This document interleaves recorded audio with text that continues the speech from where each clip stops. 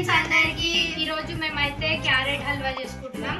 దానికి కావాల్సిన పదార్థాలు క్యారెట్, నెయ్యి, చక్కెర, డ్రై ఫ్రూట్స్, పాలు. ఓకేనా?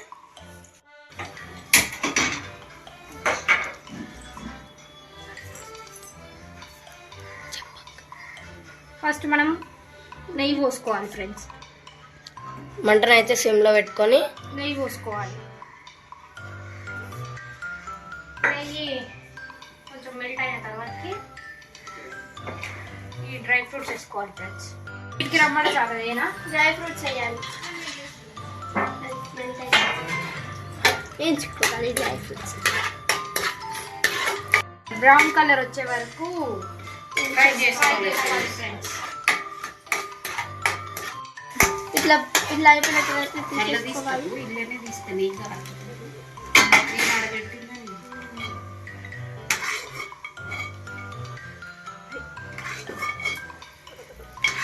అన్న అయితే ఒక చిన్న బౌల్లో తీసుకోవాలి.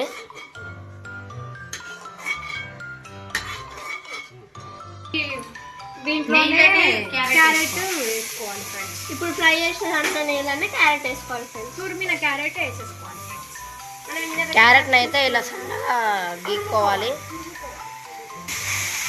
మంచిగా నెయ్యిలోనైతే కలుపుకోవాలి. మీద నుంచి కొంచెం నెయ్యి వేసుకోవాలి ఫ్రెండ్స్, టేస్ట్ కోసం. దగ్గరికి అయ్యేలోపు కలుపుతూనే ఉండాలి ఫ్రెండ్స్. అయ్యేంత వరకు కలపాలా. కలర్ చేంజ్ అవుతుంటుంది, దగ్గరికి అవుతుంటుంది.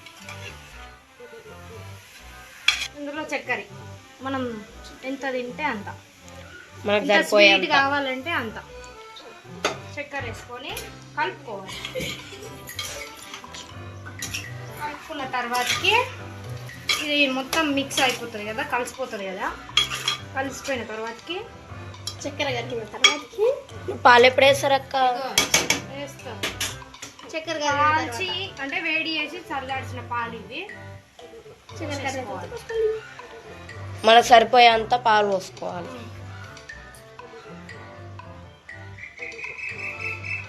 పాలతోటే టేస్ట్ వస్తుంది. మేమైతే 3 బౌల్స్ పోసుకుంటాం, ఎందుకంటే ఇది మొత్తం ఇప్పుడు పాలల్లోనే ఉడుకుతుంది అందుకే.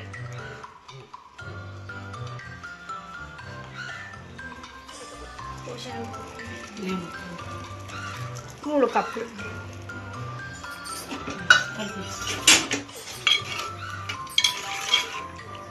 ఇట్లా మిక్స్ చేసుకోవాలి మంచిగా. మంచిగా మిక్స్ చేసుకోవాలి. అది కూడా పాలల్లో ఉడకబెట్టుకోవాలి. ఇలాచి పొడి వేసుకోవాలి ఫ్రెండ్స్. ఇలాచి పొడి మనం ముందుగా ఫ్రై చేసుకున్న డ్రై ఫ్రూట్స్ వేసుకోవాలి, కలుపుకోవాలి.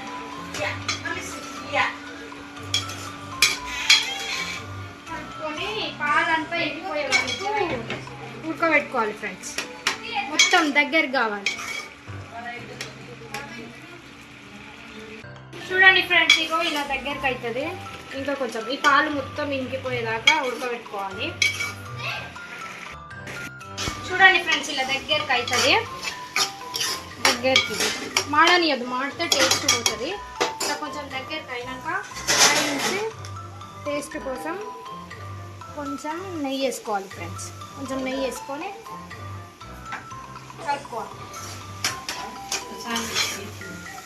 ఇలా దగ్గరికి అవుతుంది. హల్వా అయితే ప్రిపేర్ అయిపోయింది ఫ్రెండ్స్. తిని టేస్ట్ ఎలా ఉందో చెప్పేస్తాం.